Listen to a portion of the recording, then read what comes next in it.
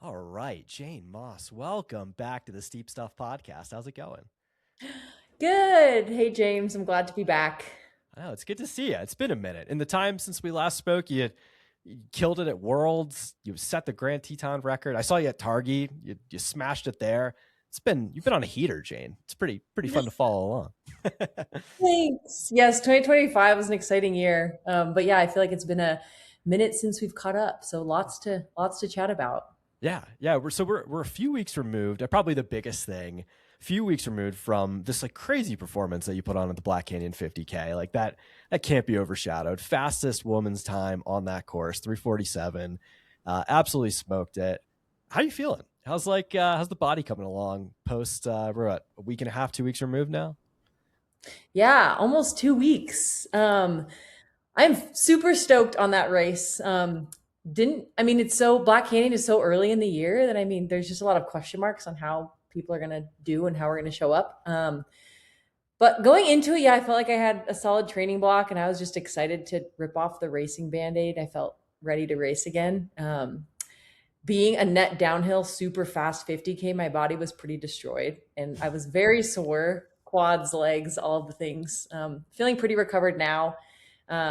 But yeah, really excited to start my year off with like a good, solid performance and feeling healthy. So very excited to I don't know, move forward with that momentum. And I was Yeah. not expecting the day to like whenever you have that many fast like road people coming into the trail world, you just never know. So I really didn't know how the day would go, but um yeah, a good race to start off the year.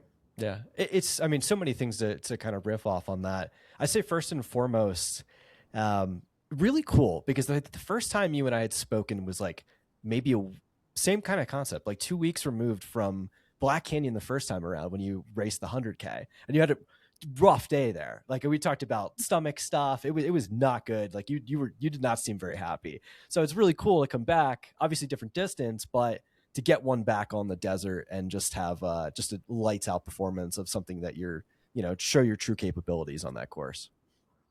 Yeah, I forgot that's when we chatted for the first time. And I could not agree more that this just felt super sweet to have this performance on that same course that like the 100K DNF last year was I took it really hard and it was a really rough way to start the year. And prior to that performance, I had signed up for Black Canyon 100K twice before and wasn't able to line up from injury. So just feel like me and Black Canyon had never gotten along. So even though I was initially signed up for the 100K and wanted to go for a golden ticket, but didn't quite feel ready, that I bumped down to the 50K, but it still feels great to just have a little bit of redemption at Black Canyon after last year's DNF. Yeah. I mean, it's got to be, and I don't know how you process this or think about this, but that field this time around, like that women's field was interesting. Like it was crazy deep. Like so many strong women. It's got to be a massive confidence boost going into the 2026 year that like, yo, I just had a really good race there against some. I mean, Des Linden was in that field, like some legends. Yeah, what kind of confidence do you take away, or is it just like, I'm just gonna move on and not think about it? Definitely another confidence booster. It's cool that the Black Canyon 50K now, like the 100K is definitely the focus of the weekend, but because it's gotten so big that now the 50K is attracting all of this talent too. So it was really cool to have such a stacked field. Um, I heard prediction podcasts like the Free Trail that put me in their picks, which I was psyched about, but there were some question marks because I do really well on mountainy technical stuff. There were some question marks about like a really fast, speedy 50K, which I also didn't really know because I haven't done a ton of speed work this winter, been mostly focusing on volume. But the fact that I could put together a fast 50K performance, but also still view myself as like a mountain athlete, I think it gave me confidence in my like versatility and that I can do fast mountainy type races, but now I have the confidence that I can do a fast 50K as well. So it definitely is a confidence boost going into the year for different types of races that I might want to do. I mean, last year, I feel like getting into the sport, my focus was I'll try and do these really competitive fast 100Ks, get a golden ticket, go to Western States, kind of that kind of path. But then last year, I realized, okay, I'm pretty good at the steep mountain stuff. So kind of shifted my goals towards that. So now Black Canyon 50K is quite different from that. So it just mostly gives me confidence in my versatility as a runner. So Yeah. that's cool. I mean, run economy, your wheels, like I think Coach Rick Floyd did a great job. Like I follow your Strava, so I was gonna say something. I was like, I'm surprised you like paid attention to any of the pre-race stuff because like I don't know if I was in that position, I don't know if I would try to drown that stuff out because it's hard to like not let that get in your head, or if someone picks you or doesn't pick you, it's kind of weird, right? Like I don't know if I how I would feel about that. It's interesting. Yeah, and I will say I usually do try and drown it out, especially after Black Canyon last year. I listened to it all and heard all of the hype and heard my name mentioned a few times, and it super got in my head. But I felt pretty good going into this race, and I've kind of started caring about it less and more of just like entertainment. Like, ooh, this person put me in their free trail picks. Cool. I don't really care. And Rick does tell me. I tell Rick, I'm like, I was put into Debo's podium predictions, and he's like, don't listen to that garbage. He's like, tune that out. So it's mostly just kind of like fun and exciting to hear my name talked about every once in a while. But most of the time, I would say I do try and tune that out because it can mess with me sometimes. But I was out in Arizona with my family. My grandma and my aunt were there, so they were like excited to hear my name. They're like, "What's the pre stuff that they're talking about? Where's the media around this race and stuff?" So it was mostly just kind of like a fun thing to listen to with them. Very cool. Did they crew you at all? Like were they on course, kind of following along? Yeah, they were out at Bumblebee, my parents, my grandma, and my aunt. So that was really fun to see them. And then they were at the finish line too. And my grandma's 95, but Oh wow. she's still like super independent, was out on the course, and she has never really understood this whole running thing that I do. So it was cool for her to see it in person. And then for me to win in front of my aunt and my grandma and my parents was like So just special. so much more special. Yeah. Yeah. Very cool. No, very cool. It's interesting. Yeah. You try and like convey to parents like this whole I run up a mountain really hard kind of thing and then jump off of it. And they're like, they don't really get it until they're at a race and they kind of see like, oh wow, a lot of people do this. Like this is just like a small thing, especially at Black Canyon. There's thousands of people there. So that's very cool to be able to, to share that with family and for them to kind of understand better, like this whole mountain running / trail running thing. Yeah, definitely. And my parents were out crewing me at Black Canyon 100K last year when I DNF'd. So it was exciting for them too to see me get redemption at this race. Got it. They've seen the good, the bad, and the ugly. So they've seen it all. Yeah. Yep. Was it special to, I mean, fellow Team USA member, and now she was on the podium with you, Lindsay. That was kind of special too to have both of you guys. I had both of you guys pick. I had you guys originally 1 and 2. Just saying, putting that one out there. Oh. But was it very special to have you guys both on the podium? I'm sure Rick was probably pretty stoked about that. It was so special. Lindsay and I have become super good friends since Worlds, like through 2025 and in 2026. She's become one of my best friends, and we run together when we can. And it was like a secret competition between us where we're like, who's going to win? And I was like, Lindsay beat me at Kodiak. I beat her at Worlds. It's my turn to win now. And so it's like a constant running joke between Rick, Lindsay, and I, and we text Rick and screenshot each other's messages, and it's like, Rick, who do you think is going to win? What's my predicted time? And then we go back and forth about like, yeah, just friendly competition. But it was really exciting to share the podium with her. She was like the one person that I wanted. I didn't care if she won or I won or who beat who, but just to like be in the top 3 with her was so fun. Very cool. Very cool. Talk about your build a little bit. I know you had kind of you talked about, volume and things like that kind of leading up. It was really, I mean, your training was pretty solid. I mean, there was nothing on there that like, I don't know, everything was really like pretty good. So maybe talk a little bit about the lead up and the training in general for it. Yeah. One of my biggest, I would say, like issues with training is consistency, because I have a lot of like chronic issues on my right side that I'll have like a super consistent 6-week block, and then I'll just have all this pain and then tank for like 3-4 weeks. So it's kind of always a question mark for me if I'm going to be able to line up to the start. It's kind of a running joke at this point too, that Rick's like, as long as you can get to the start, like you will always get to the start line. I also have a lot of mental battles with like little tweaks, me convincing myself that I'm fully injured, but he talks sense into me. But the training block for this race, this was kind of thrown in as definitely not my A goal for the year, kind of as training through for more goals for the year. But I did Kodiak 50K. I squeaked that in October after Worlds, and that was a terrible day. I was so fatigued, and it just, I don't know. I definitely just squeaked to the finish line. But after that, I took a decent amount of time off just because I felt really burnt out from 2025 and I was having some knee things. So didn't really start consistently training again till like, I don't know, November, December, January was solid. But I also don't do that many workouts. I think my training would surprise a lot of people that I mostly just do a lot of easy running and some long runs. And for Black Canyon, since Kodiak to Black Canyon, I probably did 3 workouts. So that's like 3 workouts in a few month period. I don't do a lot of workouts. My body That's doesn't love nuts. intensity. I also don't do super high volume. Like my sweet spot is 60 to 70 miles a week, whereas compared to Lindsay, she does like 100 plus miles a week, which I think is really cool about Rick's coaching too, is we all have the most different training you could imagine, but we all like can compete against each other. So my biggest win going into Black Canyon was that I was able to piece together like 8 to 10 weeks of just super consistent running, 6, 7 days a week, taking a rest day as needed, a few key workouts here and there, which is usually how I perform best, is a lot of easy running, some workouts, but just being able to consistently run. Then once I show up to a start line, the rest usually falls into place. Interesting. That is Yeah. so crazy to think about because, like, I don't know, most folks like usually have a workout a week, right, in a normal block. So that's really wild to see. I mean, for the audience listening to this, what was that? So what is that? So 347. What is that, like 712 to 714 average pace for that Yeah. entire? How did that feel for you? Did that feel like you were pushing hard? I mean, obviously it's a race, so you're in, I don't know. Were you still like within zone 2, or did you push into your higher zones and feel like, oh, this is a workout kind of thing?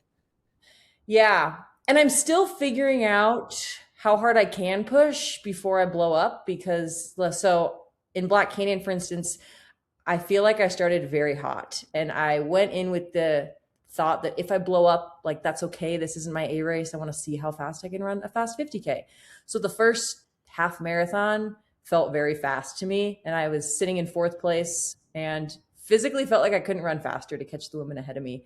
I was pretty much running as fast as I could with the mindset of, okay, I have to do 31 miles, but it felt hotter than I could keep for the entire race. So part of me thought I might explode at Bumblebee, hoping that I wouldn't. And I've been testing that strategy a little bit more in races, and it's been working out that I still am able to pick people off in the end.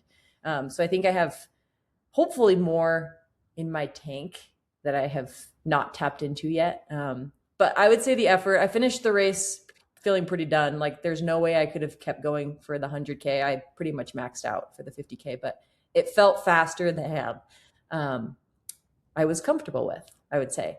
I think it would surprise a lot of people too that I don't train with heart rate. I don't actually know any of my zones. I don't know the number. Rick's just like, take this workout hard, but hard enough that you can do 4 by 10 minutes. And then if I do intervals, he'll like push this harder than you did your last time. So Interesting. I wing a lot of things and just go off of feel, which I don't know, could be helpful for some people to hear that I'm not super dialed.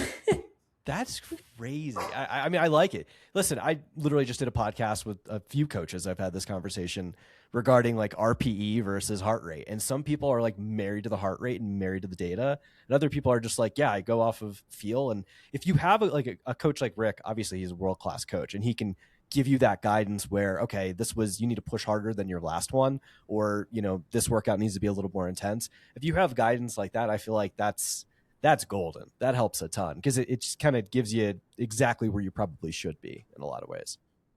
Yeah. And I think that's why I work so well with Rick, because he knows me now as an athlete so well and knows kind of what paces I can run to keep me healthy. He also, like for Black Canyon, he gave me a prediction time. He said, I think you're going to run 3:48, like on the dot. And so I had that in my mind and kind of had the paces that I had to run. So I'm like, okay, I trust Rick. I'm just going to run the speed and hope that it works out. And it did. And it still surprises me even for the Grand, he predicted my time like basically to the minute. I'm like, how do you know this? That's crazy. Oh, I gotta have Rick on the podcast. You I gotta do. ask him about his wisdom. Yeah, this guy is. Yeah, I'll send him a DM after this. We'll get him on because it's so interesting to me, especially because he coached so many of you at Worlds. Like he had like all of the women like on the Worlds team, which is kind of nuts. It's pretty cool. Yeah. Yep. And I was hesitant even because when I moved to Boulder, I didn't have a coach and I was hesitant working with a coach because I do like adventuring and going by feel. So he was recommended to me that that would maybe be a good fit. So it still allows me freedom, but also like gives me execution in races because I'm still following a somewhat of a training plan. Interesting. Do you still get out and like scramble a bunch and like kind of get on the flat irons at all, or not as much as you used to? I definitely do. I would say maybe a little bit less, but I still do that a lot. And he'll program it into my day instead of doubles because I don't love doubles. It'll be like evening scramble. But yeah, I'd say the past couple of months it's kind of fallen off, but maybe once or twice a week. Yeah, that's winter. Makes sense. Well, not really. Yeah. It's like 70 degrees out on in February. Kind of wild. It also sucks scrambling when it's super windy, and it's been super windy here. Yeah, it's true. It's true as well. More question. So I was following the race. I was on my run, and so I didn't watch the full live stream. You were not in first place until obviously you won the race, but not until you had to hunt that second place down. Is that correct? Like you were kind of behind a little bit. Can you explain like how you were able to close that out? And did you think you were going to be able to do it? And how did you do it? Yeah, that was exciting. You're right. I was in second place. I had in my mind that I was getting second place. So this is Liz O'Connor. She lives in Salt Lake. She's a very fast road runner and has insane road marathon times. But she went off leading the run and I never saw her again. Like she went out so fast. I didn't actually know how far behind her I was throughout the whole race, but I assumed quite far behind, like 4 or 5 minutes. I'm not really sure. And so I had no expectation of catching her. But then maybe 4 miles from the end, I saw her hat. And I was like shocked. I was like, oh, she's like right there. I think I can catch her. And she caught glimpse of me too. So I thought she was going to turn it on and just like send it. But she is primarily a road runner. She's never done an ultra. So the wheels, I think, just kind of fell off the last 5-6 miles. Where I think being more of a trail runner, when you have those fast road runners coming into these fields, I think that's a question mark of like their trail durability and such. So I think the wheels kind of fell off the last 5 miles and I passed her and she didn't end up chasing me. So I thought she was going to chase me though. So I also turned it on like to my max effort. And then coming in the last aid station, yeah, I believe I was in second place by like 2-3 minutes or something. So It was a shock to a lot of people when I came around the corner in first. They're like, wait, what happened? But I was also surprised to see her hat because I really hadn't seen her the entire race until all of a sudden her hat showed up like 4 miles from the finish line. Dude, I love that. That's you're a closer, Jane. That's crazy. Like to be able to like close one out and like have that dog in you still at the end, like because I can't imagine how you're probably feeling. Like I've only ever run 150K in my life and I hated it. And by the end, you just want to die. So that's pretty cool to still have it like left in your legs and be able to say like I'm going to catch this person and I'm going to finish this race and I'm going to win this race. It's pretty cool. It's scary too because if she does end up chasing me, then it's like, okay, this is like a full-on race and it's stressful of who's going to win. And I've gotten very comfortable with getting like second, third, fourth, fifth in races, and I'm really psyched on that. I'm not super comfortable like winning. I don't know if I've ever won a 50K before other than Black Canyon. So I was very content and happy getting second. But then being in first, I was like, I could actually win this race. So it just gives me a little bit more fire of like, it'd be really cool to actually get first place. So crazy. Man, like I said, what a closing, what a race. And the fact that like that's not even like a crazy A race for you and you got more going on, that's a good mark of where the year's going. So cool to hear. Want to switch gears a little bit. A couple of things we didn't get a chance to talk to towards the end of the season last year was one Worlds, like your Worlds experience. Like, yeah, how was that? And I mean, especially like short trail, were you, I don't want to throw too many questions at you. How about the first thing? How was it? It was incredible and the experience of a lifetime. Getting to share that with other other women that I compete with in the sport, and I got to go out a week and a half early and preview the whole course, so I knew kind of ahead of time what I was going to be running, and it was crazy. Like pre-running the course, um, I it was going to be extremely difficult. It just because I wasn't expecting it to be that technical, that steep. So glad I got to go out there early. But it was really an unbelievable experience. And I went into it with just like happiness and gratitude of even like qualifying for the team and getting this experience. So I didn't really have any expectations of myself. And then getting top 10 at Worlds is like a dream come true and still kind of hard for me to kind of grasp that that actually happened. But it was so special, and sharing it with the 5 other women on the team and getting having dinners with the whole Team USA out there in a whole new country on amazing trails. Rick was out there with us as well. Um, it was just a really amazing experience. How was the culture? Like how was the food, like the atmosphere? Was it like everything that it looked like from afar? Yeah, so we were in this small town called Haka, which I've spent like doing the Camino previous times. This is actually a Camino town, so I don't know, the food, I kind of knew what to expect and such. And I'll have to say, I don't want to offend anyone, but food in Spain is not my favorite. It's just like Ooh. kind of a little mixture of everything and kind of just random potato dishes and meat dishes. And so it was very a good cultural experience. Um, didn't say the food was my favorite. Okay. The coffee is not even that great either, but it was still um, cute to be like in such a like Haka's such a tiny little Spanish town with super skinny streets and people like pushing wagons down the street. It just seems like you're plopped into like the 1800s or something, um, with little cafes on every single corner. And I shared an Airbnb with Ruby, Lindsay, and Grayson, so that was really fun. And then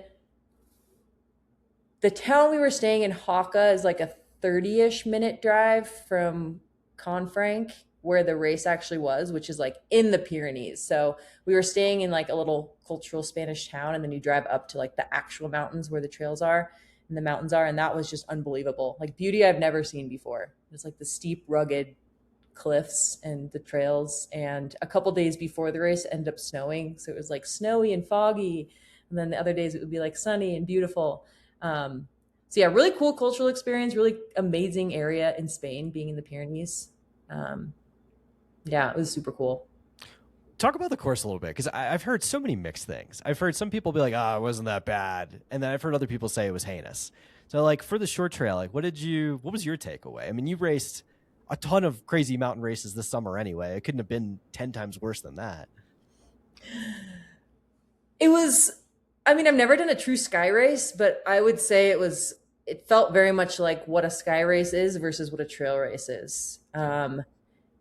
Like the short course consisted of 4 big descents and 4 big climbs. So right off the bat, you have a 4 mile climb with 4,000 feet of vert. So it's like steep, steep climbing the whole way up. And for the short course, there was only one section that I would say was like scrambly, like you could use your hands and feet to get up the trail. Most of it was like all runnable, but it was, in my mind, I would say like a very technical, steep mountain race, the most technical, steep mountain race I've ever done.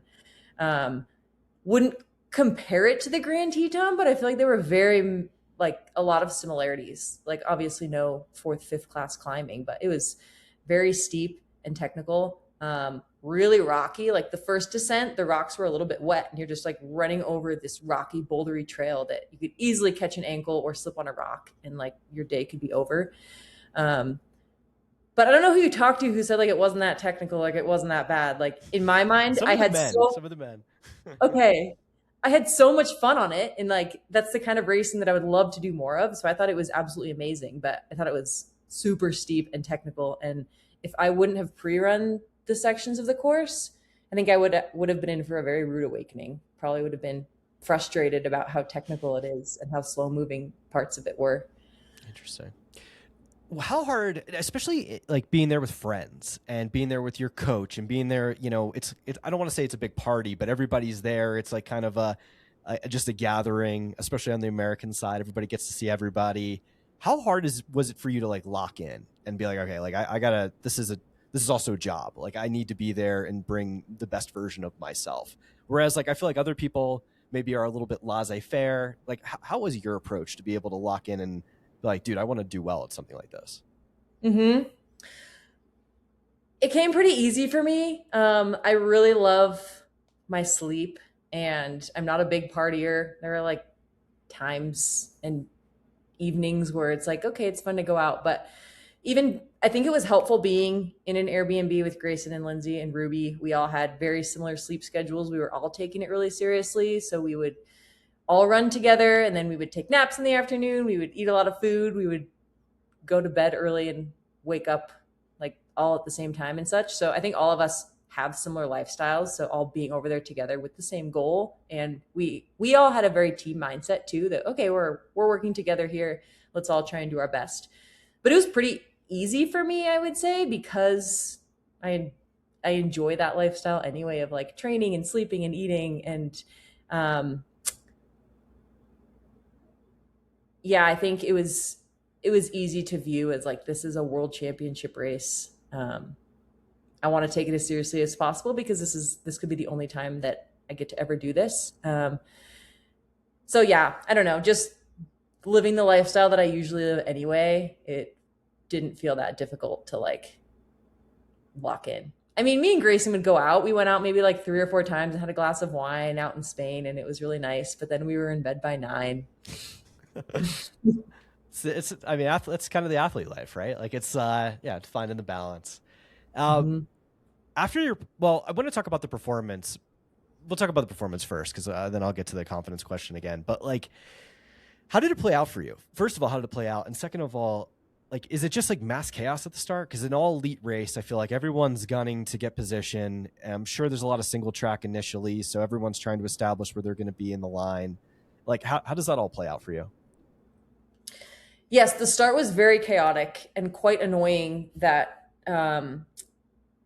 everyone does go out at the same time. It's a mass start, and then it funnels up really quickly into really small single track. So you get stuck.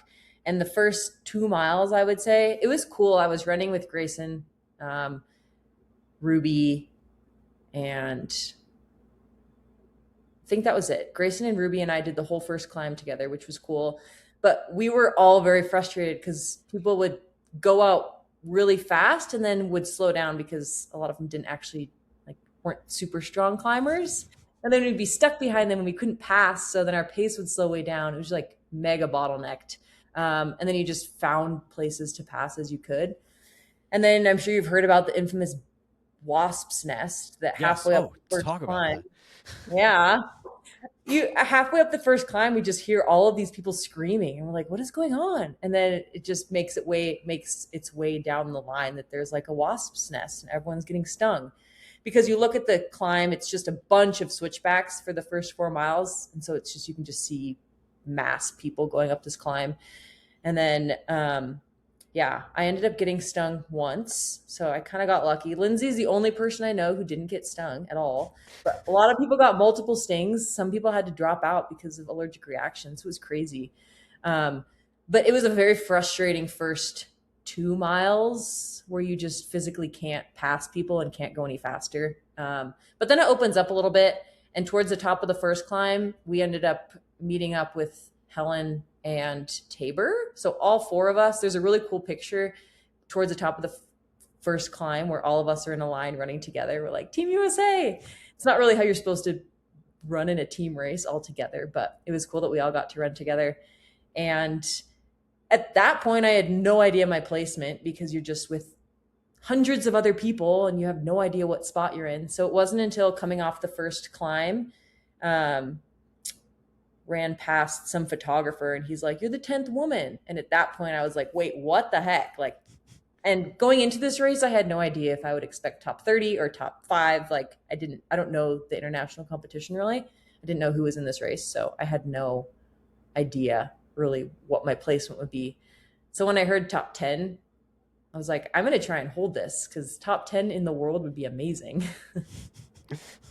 And did you get, when you said, when I try to hold this, did you basically just get to work, get back into race mode and like, I don't know, like how spaced out were people? Did you get into like any dog fights, if you will, or like back and forth? Were you able to get around people? Like how did that kind of play out throughout the race and then kind of into the finish?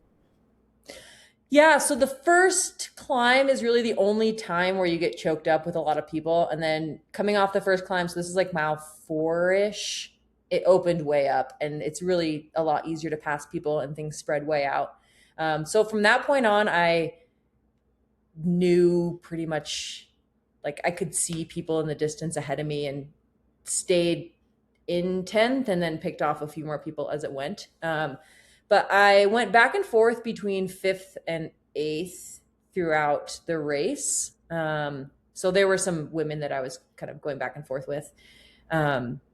And then each aid station that we went through, there were 3 crewed aid stations where the people from the volunteers from Team USA were out there. And then Rick was out there too. So he would kind of tell me like, okay, she's 2 minutes ahead of you. Like you're in 7th place right now. So that kind of helped me out as well. But once I got in my head that I was top 10, I definitely turned it on and was like, this is a once in a lifetime experience. I would love to get top 10 at this race. I'm going to just go as hard as I can. But I did not want to explode at Worlds. So part of me, like reflecting on the race now, I'm very happy and probably wouldn't have changed a thing. But I think I had a lot more to give, which is like a confidence boost going forward that maybe I could have done better. But I was reserving, knowing that I have these 2 more massive climbs and descents where I don't want to totally shoot my legs out and then be kicking myself at the end of the day, being like, I could have stayed top 10 if I would have just raced a little bit smarter.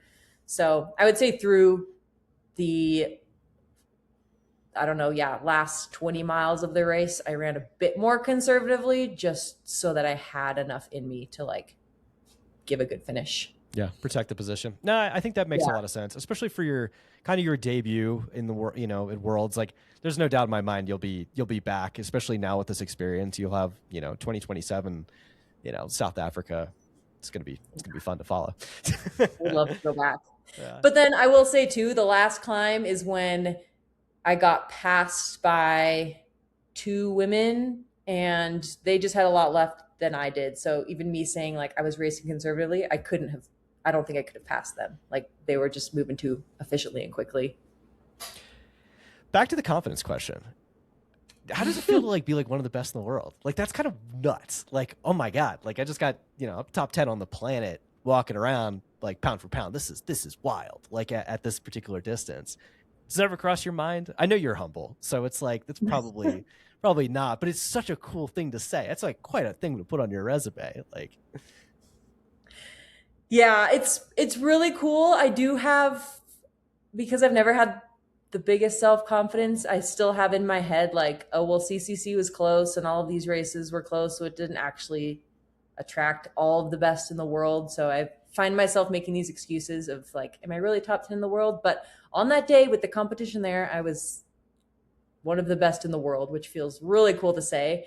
And is definitely each race that I continue performing well at just keeps boosting my confidence. It gives me a little bit more self-belief that like I can compete with these women that I never thought I could compete with, but then I'm proving that I can. So it's really, I don't know, excites me for the years to come because I've been trail running a long time, but I also feel like after 2024 and 2025 that I'm kind of just getting started and I'm realizing like how much more I can actually do and give. So that's really exciting too. But it still feels weird to say that I got top 10 in the world and I'll probably never believe it, but it's amazing. dude, well, everyone will say it for you because it's so cool. Like, Thanks. yeah. It's kind of neat. Like, I don't know. I had Grayson on the podcast and she told some good stories about you guys. Unfortunately, she told the one about you breaking your nose. That was probably not your best one. But did you ever think in a million years, like, I don't know, you came into the sport, pretty new, into these things. And then in your first year, you break a Grand Teton record. You could become top 10 in the world at Worlds. Like, you have all these amazing finishes. Did you ever think in a million years it was going to happen? Or, like, what how do you think, kind of reflecting back on that? It's got to be kind of surreal. It feels very surreal. I've been, I think to a lot of people, it looks like, oh, she's like new to the sport.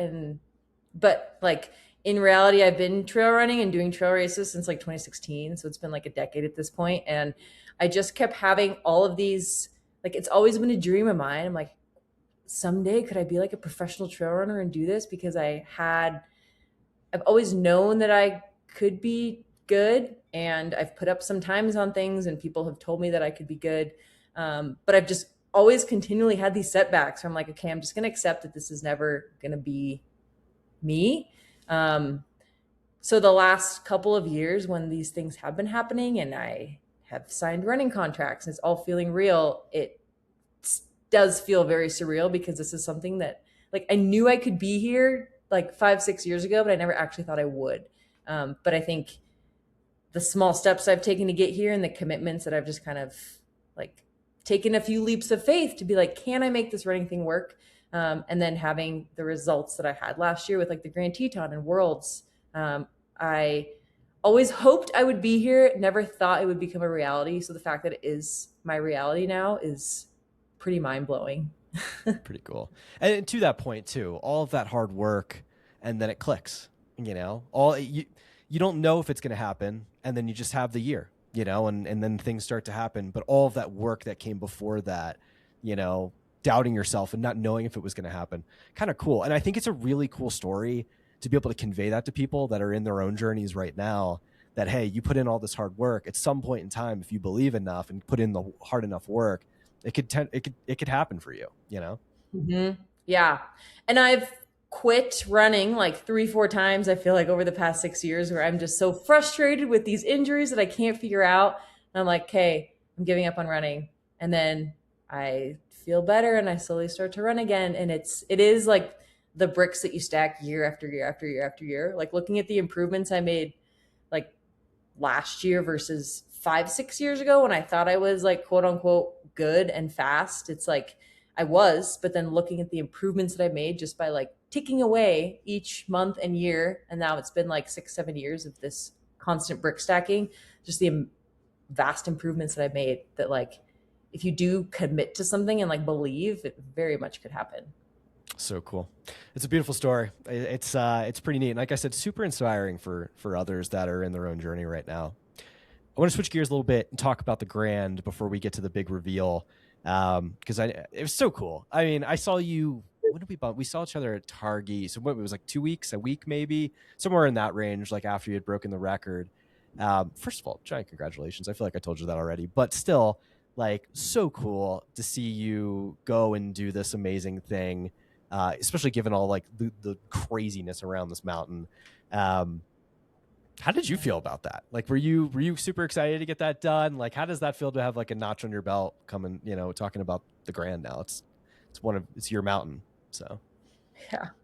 Well, thank you. And I will say too, you were the initial person that even put that thought in my head when you asked me on a pod a while ago. You're like, "Have you ever considered the Grand?" And I was like, no." um, but yes, it was an amazing experience. I don't have that much connection to like that mountain range. I'd been out there one time before. So I wouldn't say it's been like a lifelong bucket list thing to do, but I feel like with the Grand that it was getting more attention. So it came more onto my radar, and doing more research into the mountain, it seemed like it would fit my skill set perfectly. I really had nothing to lose going out there and giving it a shot.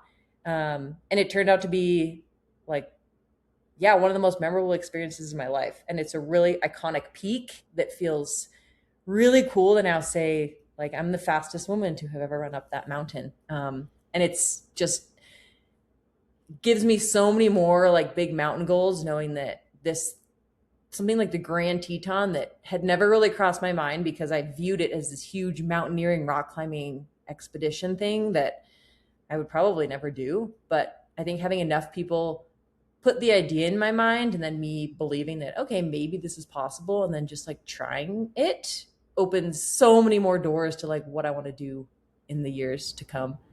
Ooh, Um, I like I that. don't know. Well, we're gonna ask. I'm gonna ask all about it. So I feel like we could do. I mean, I think there's a lot of story to be told, and I don't want to like Yes. over gloss on anything, but just for a few points, I want to make is how much time did you like put into it? I'm just so curious because like I know Michelino was like a lunatic when it came, he had names for his rocks, but for Mhm. someone like you that had a little bit more limited time to pull things together and learn things, how were you able to kind of get in there and start to put the pieces together of the puzzle and figure out what worked, so you could pull this off on a weather window or a proverbial race day, if you were? Yeah, and that was tricky too, not having ever done the mountain before, knowing like what timeline do I need to figure this out? Is this a 5 year goal? Is this something that I can do in a month? Like I really had no idea. I don't have the best head when it comes to like exposure and rock climbing. Like I go through periods. My head hasn't been that great lately. So I had in my mind like the first time I go up this mountain, I could be a total head case and then give up, and that goal is in the past. So gauging timeline, it was a big question mark. But I went up it. I mean, I was out there for a month, so Okay. that's the time frame that I had, and I was hoping that I could get something done. But again, I really had no idea. So I ended up doing the mountain 5 times, 4 times practice runs, and then fifth time going for it. And again, time that I could run. The first time I did it with my partner who I was out there with. We did it in like just below 7 hours. And we were taking it at a chill pace, kind of figuring out the technical sections, dialing in a line. But that was the first time I had ever done it. But I mean, it's the Grand Teton. So I finished that. Totally worked. And having the mindset of I have to cut off 3 hours from that is pretty crazy. Um, but each time I did the mountain, I had two of my friends, Steve and Alexa, they came out and we all did it together. And then I did it one more time with my partner and then one more time by myself. Um, and each time I cut off some more time from that first attempt and would do 2 of the days I did like time trials on sections, like, okay, from the base to the lower saddle, this is the time that I should hit. And then I tried that to see like how comfortable those times felt. Um, but once Jasmine put up her times as well, I lost like full confidence because that was way faster than I had run at the time. And she ended up running unsupported 406. And right before that, I think all the timelines get jumbled. I went out with kind of an effort of thinking if I get the unsupported today, like that'd be awesome. So I was like going hard. And I ended up running 4 hours and 20 minutes, which is still like 15 minutes off of her time. So I had very low confidence that I would like get her times. But the final day when I did it, yes, the weather window was coming in. So it was like my last chance to go for it. And I had literally nothing to lose because I didn't think I was going to hit her times. This was my last opportunity to do it. So, I mean, I just went as hard as I could. And again, kind of similar to Worlds and Black Canyon, where I just go out harder than I think I can sustain, but then I'm able to sustain it. And I end like still feeling like not absolutely terrible, which gets me excited of like, how much harder can I push? But yeah, I ended up running. I mean, yeah, I ran 3:45 and So getting, crazy. yeah, I still like, what happened? But I got to the summit very efficiently. And once I got to the top, I had run, I think it was 5 or 6 minutes faster than I had ever done. So then having in my mind, I could get the FKT right now. Like I just turned it on and gained all my time on the descent, like faster descending that I had ever done on the Grand before. Um, I just kind of entered like a flow state that I've never experienced before where I can just like shut off everything else and just go for it. I mean, that's technical terrain too. So you could easily catch a toe and your day could be over or roll an ankle, but Oh yeah. I wasn't thinking about any of that. That's so interesting. How did you manage, like, I mean, like I said, we could do like a whole podcast on this, but Yeah. like getting through the boulder fields and like up Garnet Canyon, like that stuff is really technical. Mhm. Just like the boulder fields in general though. How does that not give you problems like and slow you down? Like did you, I mean, I guess initially I would imagine you dialed in a line and had a good way to figure through that. Yeah. And I think naturally I'm good at that terrain. I don't have a ton of experience on like rocky, scrambly terrain, like I have a decent amount, but not like a ton. So, but I feel like naturally I move well over that terrain. From the first time I'd ever been on a ridge, I went out with my friend Dave in the Wasatch, and he told me that I move extremely well on rocks. And he's like, you're like the most efficient woman, maybe person that I've seen move over this terrain. So I was like, what? I don't really have that much experience. So I think some of it comes naturally. Um, Also, only being out there for a month and having done the Grand 4 times prior to my attempt, I still don't feel like I knew the line well enough. I think there's so much time to be cut off by another woman or even like myself if I just put more like Michelino style, like Yeah. live the mountain for years and figure out every single line. I even got lost coming down on my FKT attempt because you get from lower saddle down to the boulder field, and it's like an open scree field. There's not really trails, so it's super easy to get lost. So there's a lot of room to be gained there. But I think each time I did it, I did get more comfortable with like where you have to move through the boulders and what line you have to take. And I part of it on the day I got the FKT was lucky that I picked the perfect line from the lower saddle to the upper saddle that felt like so dialed that I'm like, the week before I got a little bit lost in that section and lost like 5-10 minutes. But the day that I did it, everything just lined up perfectly. So crazy. Do you think you ever want to go back and try it again, or you think you're good on it? Yeah. Well, I don't know. So this August, my partner really wants to do a fast time on Exum. So the OS is the way that I did it, and that's the FKT way. Um, I think until that gets broken, I'll probably leave that to rest. But Okay. I think it might get broken this summer. I'm not sure. But then I would have the fire in me to go maybe try and get it back. But I think it would be kind of cool to do Exum and play on, or upper Exum at least, and just see Word. another area of the mountain, see if Yeah. you can do that fast. But Yeah. I don't There's know. so many cool peaks around there. Did you explore? Have you done like Tiwanaut or any of the other Tetons when you were out there? No, which is I'm bummed about because there's so much amazing stuff out there. Yeah. But my sole goal was the Grand, and I would do the Grand and be absolutely wrecked for 3 days. So I'd do like easy 4 mile jogs around the neighborhood. Whereas like I would love to do Tiwanaut.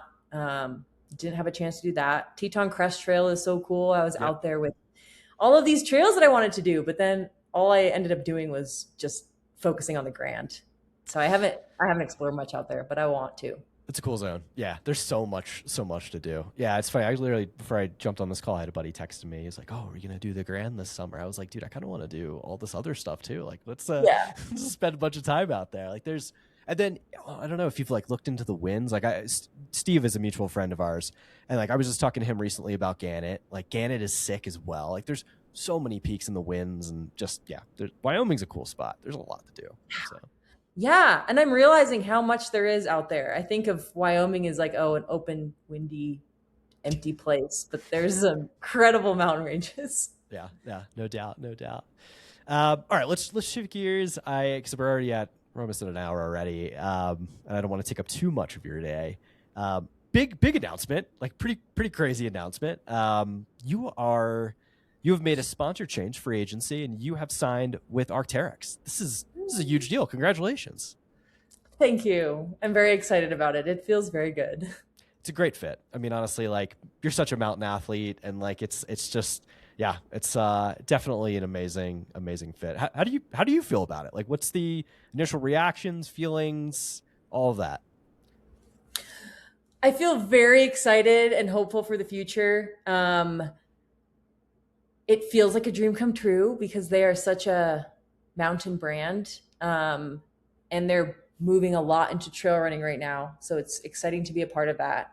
They're putting a lot of effort into like shoe development and making different shoes for scrambly terrain and mountainous adventures and things like that. And I have struggled with like knowing what my goals are in the sport for a while. I thought that the only path to like professional trail running is to do the UTMB Western States, kind of like that approach, which is still very appealing to me, and I have those on my bucket list. But last year kind of reframed what I want to do in the sport for me, that I do love mountain objectives. I love technical steep races. I still want to keep competing in racing, but I also want to put more effort into mountain objectives. And being with a brand like Arc'teryx, and like last year being with Sportiva was very similar too. I want to make sure that I stay with a mountain brand because I don't want to lose those goals that I have that they very much support. They support any FKTs that I want to do, any mountain things I want to do, but they also support my competing and races that I want to do. And they're not putting any pressure on me to do certain races or to do certain objective. It's like, do what feels true to you in the mountains, and do it at the best level that you can.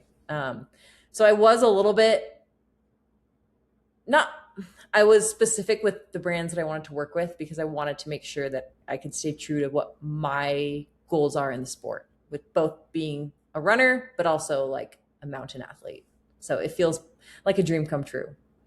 It's amazing. You had a chance earlier this past year to travel out there and get to tour the facility and hang out with teammate Kyle Richardson and others. Talk about that experience. What was that like?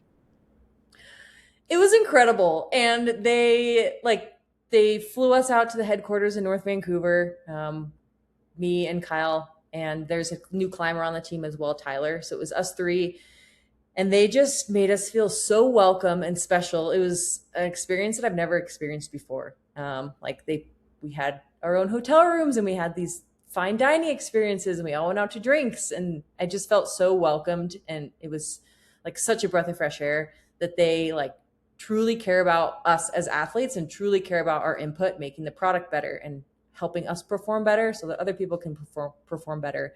And we got to meet the athlete manager, other members of the run team, ski team, got to tour all of the facilities. They brought in people from the sports marketing team, social media, like everyone was there for us. And it was really cool to like feel that. They just made us feel really special. And it was something that I hadn't experienced before. And I don't know if that's normal for a brand to do with new athletes. It was my first time experiencing something like that. But felt like a really exciting way to start this chapter with like a new company. Very cool. Well, you have, and you don't have to give anything away here. I know Kyle made it he kind of mentioned it that you guys will have a lot of input as far as shoe design and feedback and things like that, which I think is also really cool because especially as for athletes like yourselves, trying to dial in certain things for various objectives that you have, giving feedback and being able to get stuff dialed for yourselves works so well to have kind of not custom gear, but have everything that you need to complete the objectives that you're chasing. Mm-hmm. And that's something that they're prioritizing heavily, and they talked to us both about before we signed on with them. They're like, this is something that we are looking for in our athletes. They're putting a lot, like I mentioned, they're putting a lot into run right now. I think most people would think of Arc'teryx as like a climb, ski, mountain brand, not necessarily a running brand. But because they're very heavily moving in that direction, they want our feedback and they want to make shoes that work for us. And like I met with one of the shoe developers yesterday. They schedule meetings for us to meet with the shoe development team. And they literally asked like, what's your dream shoe? Like if you're doing a fast attempt on the first flat iron, what would you want different than doing like Lake Sonoma 50 mile? They're like, what are your dream shoes for these? And how can we create them? So they're like literally asking what we want and they're putting it into reality. And the shoes that they have now, like I have a wider foot and the shoes are a little bit narrow. So they're going to widen the shoe. So they're taking all of our feedback and they want it. And I think that's a big reason that like they brought us onto the team is to like help the products, which is new to me. I don't have like a ton of product development experience. So I'm going to be learning in the process too, but it's really cool to be a part of and knowing that they genuinely want our feedback and they're taking it into account. It's really cool. Amazing. And I've heard, I've talked talked a lot to, of good things coming out. say that again. Sorry. We have a lot of good products coming out. Stay Oh, tuned. all right. I'm excited. I mean, what shoes do you like? I've seen my buddy he's like an Arc'teryx Colorado ambassador, and I always see him in like I think it's the Norvin or the Sylvan. Yeah. Okay. See, I got it. There we go. What do you like?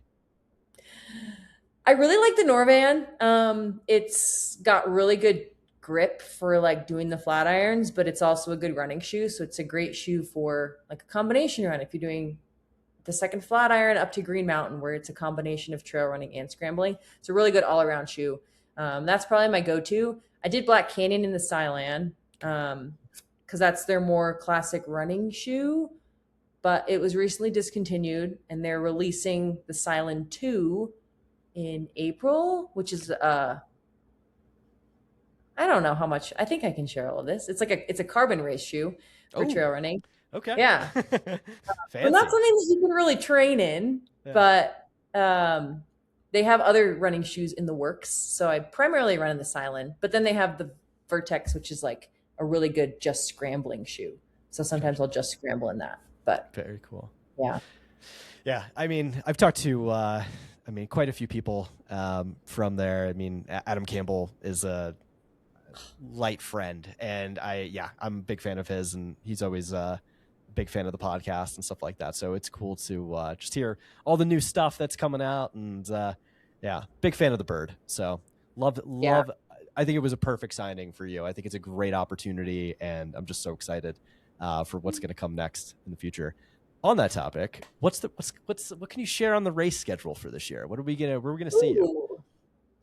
This year's pretty random, which I'm okay with, and Arc'teryx is okay with. So I'm just kind of doing what sounds fun. But let's see, my race schedule so far. April, I'm going to be doing my first true sky race in Spain, Calmoro Sky Race. Okay. We'll see how that goes. 2 weeks before Madeira. Rick's got a squad going out to Madeira, so we're all doing different distances. So I'm doing the 56K. Okay. So that's April, heavy travel month. June, I'm doing Meet the Minotaur with the Arc'teryx squad. July and August will be Whirl. I'm focusing on the Whirl as my main objective this year. Oh, wow. Okay. Yeah. That's been a 5-6 year goal in the making. And this year I'm going to try and finally make it happen. So that will require a lot of scouting and figuring out. I know the route pretty well, but to do it fast, the women's FKT right now is 18 and a half hours. So I would love to try and break that. That's going to be really special for you too, being kind of a hometown thing for you. Yeah, it holds a very special place in my heart. And my first ever ridge experience was the one I mentioned earlier is the last third of the Whirl, where my friend put in my head that I could be good at this scrambling thing. So it'll be really special. So that's a big reason that I want to do it. And being from Salt Lake, those are my backyard mountains. July, and then CCC in August. Okay. Ooh, okay. Cool. That's a great schedule. All right. I'm so excited to see you on the Skyrunner, kind of the Skyrunner scene, doing a few of those, or doing, how do you pronounce it? Calamiro? Yeah, Calmoro. Whatever. Not we're totally Americans. Sure. Yeah. I know Minotaur is close to Broken Arrow. Will you not be at Broken Arrow then this year? I will not. Okay. I registered because I wasn't sure, and we had a limited time frame to register. So I think a lot of the start list will be changing, but I've decided to not do Broken Arrow this year. I mean, hey, Minotaur is a sick race. I can't wait to see you smash that one too. I'm a little bummed Minotaur's not on the World Series this year, because that is just an iconic course. Yeah, that's a sweet race. I've heard so many people going out there for it this year, so I think it's going to be a stacked field, which is cool. And I feel like we all have a lot of friends that have done it, so there's always good opportunities to get beta and learn more. Like, I think Jackson Cole has told me like everything about that course, which has been kind of cool to learn more on. One of these years I'll get out and do it. It's always like in a precarious time of the year, so it's like to go or not to go. It's hard to get to. And then last year it was canceled, which really sucked. But yeah, I don't know. Yeah. And then I'll probably do a few other races that I'm not sure what they are yet. And I also want to try a fast time on Long's Peak and Mount Whitney. So try and squeeze those in there. Nice. Well, dude, that Long's record's totally within like that. You could get that. Like, I don't think that would be too much work, too hard of a lift. Maybe. I don't know. Hopefully.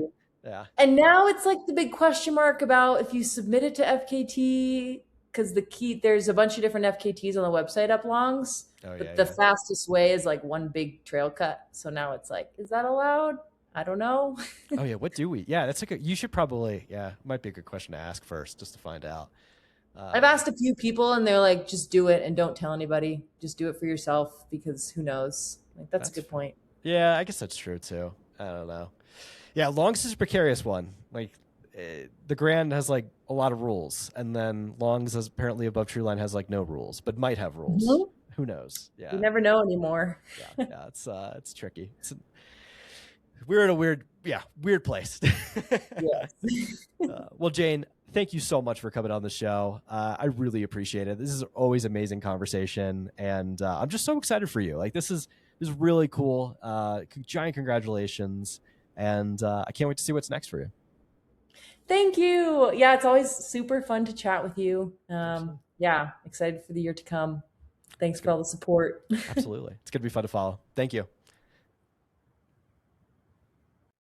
Cool, awesome. Thank you so much. Really appreciate it. Great convo. I think that might have been our best one.